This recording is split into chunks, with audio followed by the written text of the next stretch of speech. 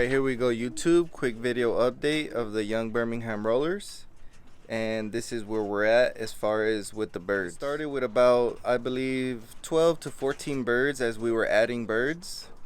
But as time went on, we'd had falcon attacks and I lost about 6 birds, I believe. And I've actually added 2 of the older birds into this group. So this is our second group. And this group here just started going up with the older group, which is the older round. This is the younger round. They're finally flying together. All of them besides 3. Like this little black, he hasn't gone up. And then there's 2 reds, like that one there. And I believe that one next to him. But the rest are already flying. The reason why I'm housing them separately is because these birds are already eating all you can eat 15-5 no corn, like I've showed you guys before. Because like I mentioned, once they start kidding, they get off the pellets. So the little group is still on pellets, and that's the reason why they are being housed separately, like I mentioned. I like to keep my young birds on pellets until they actually start kidding. These only been kidding a few days. So I'm going to give them about 5 more days of kidding, and then we'll house them together, we'll feed them together, and release together. So I'll go ahead and release this older group right now. And the reason why I do this is because this older group flies longer.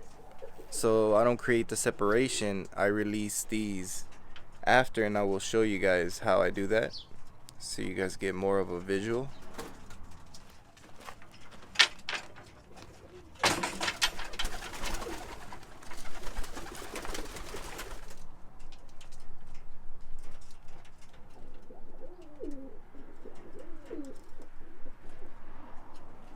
So here's the first group up and flying. Show you a little bit of their progress and where they're at in performance.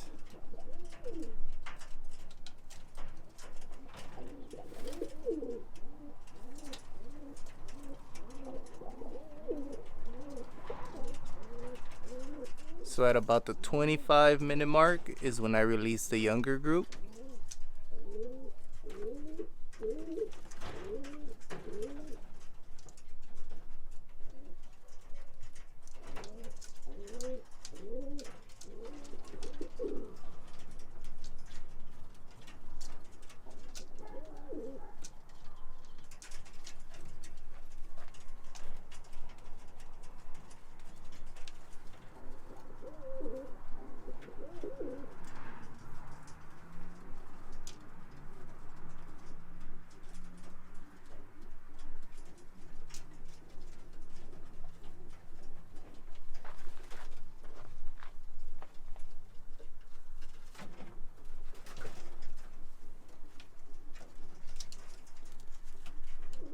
They are getting a little bit active.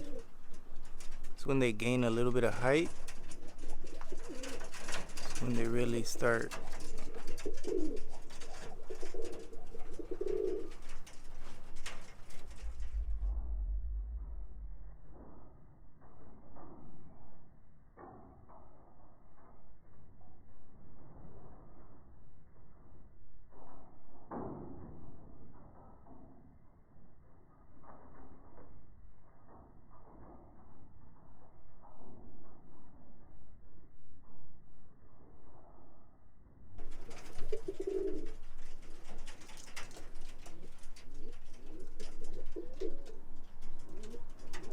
Alright, so the older group's been flying for about 25 minutes. And I can tell they're coming down from their highest point of flying. So when I notice they start coming down is when I start letting out the younger group. And this is something I've always done to help the second group join the first group, because this group will go up into the older group and the older group will kid down into them. So it just creates this kidding effect, and it just seems like these birds go straight to the kid and they just never leave the kid. So I'll go ahead and release these guys and I'll show you guys what they do. So here are the 6 young birds, or 5. We'll wait for that 6th one to get together.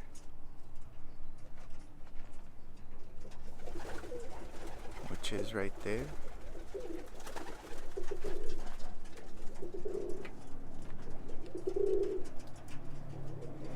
And there's the older group right there, so you guys will see them get together.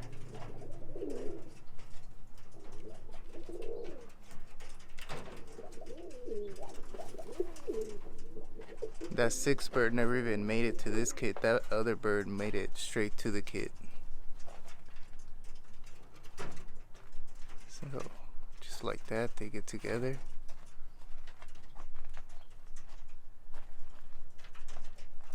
I notice when they get together, they start flying a little bit fast.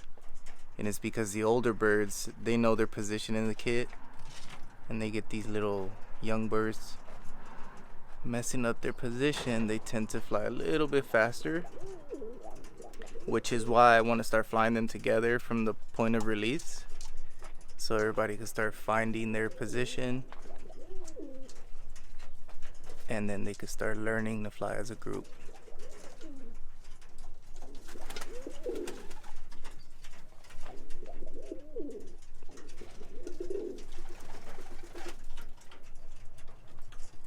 So I'm gonna go ahead and let these guys fly these last 10-15 minutes out, and I'll show you when they land.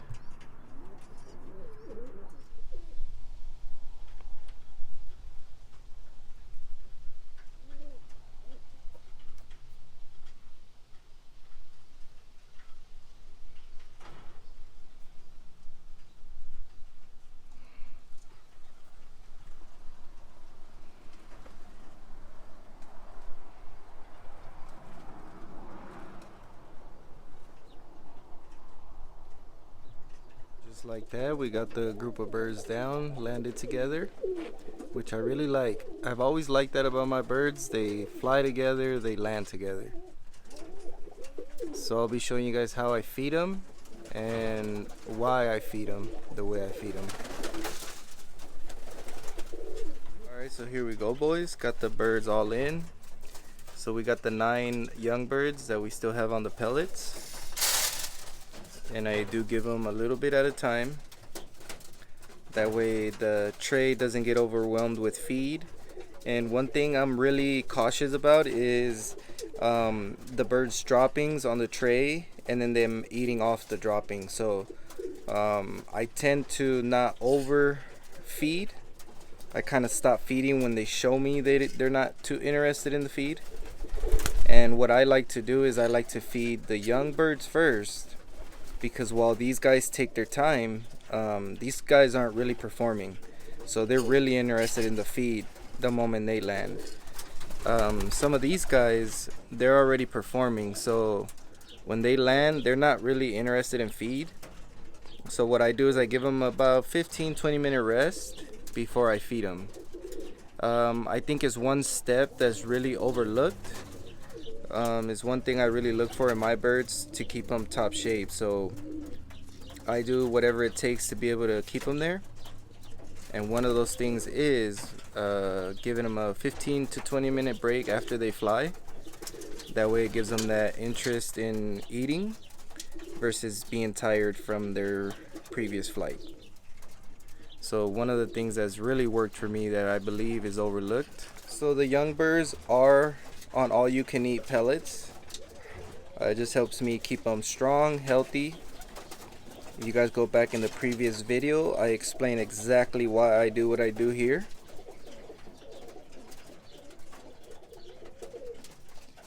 And it just helps me keep management exactly how I need it to be. Keeps the young birds stronger than the older birds in a way, because they're getting a higher percentage feed. So it keeps them nice and strong to be able to catch up to these guys here. So another quick tip I start to do, once I see that the birds are kind of done with their meal, as you can tell they're not really too interested in the pellets anymore, I introduce about a handful of the mixed grain. So because I know they're going to get transferred over here in the next couple of days, I'll start introducing them to the grain so they know what they're going to start eating. and it won't take too much of an impact going from the 22% pellet and the 15.5 just overnight, because that will make a difference. So I try to introduce them to the feed before they start getting fed the 15.5.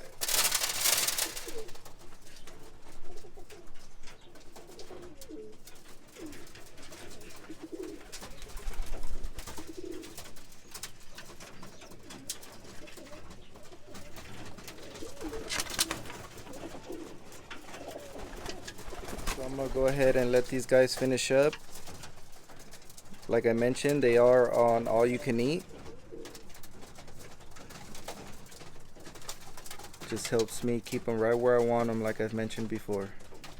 So once they're done here, we'll feed this group here.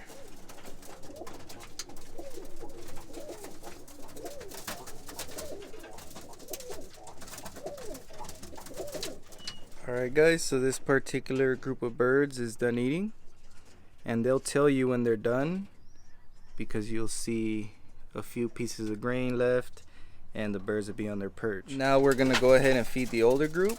All I did was switch the tray over, and we're gonna give these guys a little bit at a time as well. 15.5 no corn. And again, the reason why I give them a little bit at a time, it allows the birds to eat every single grain. It doesn't allow them to be picky, because there's not much feed in front of them. So if they don't hurry up and eat, they won't get any food. And over time they learn that, and it's something that I do for my birds. It's just something that's part of my method. I'm not sure exactly how many of you out there are following the exact method, but I have been trying to explain it a little better, step by step. So for those that are following, there's another gem to what I do as far as keeping balance between the older birds. So you guys can see birds are starting to perch, and we still have grain on the tray. Not too much, but just a little bit. And what that tells me is the birds are done.